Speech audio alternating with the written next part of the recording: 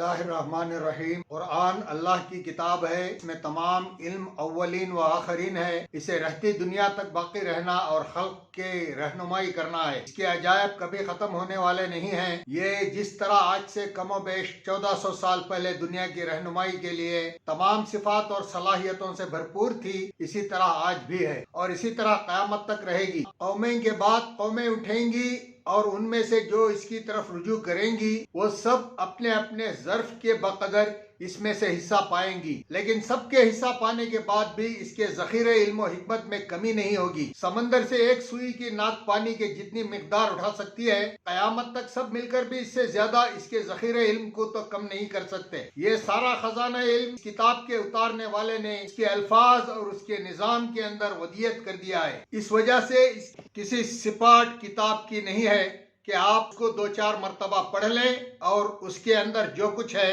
اس کو اخذ کر لیں، بلکہ اس کی حیثیت ایک معید معدن کی سی ہے۔ اس کے اندر جتنی گہری کھدائی کی جائے اتنے ہی اس سے خزانے پر خزانے نکل آتے ہیں۔ یہی وجہ ہے کہ اس کو صرف 1-2 بار پڑھ لینے کی ہدایت نہیں ہوئی، بلکہ بار بار مختلف شکلوں اور مختلف مقداروں میں تلاوت کرتے رہنے اور اس پر برابر تدبر کرتے رہنے کی ہدایت ہوئی۔ تدبر القرآن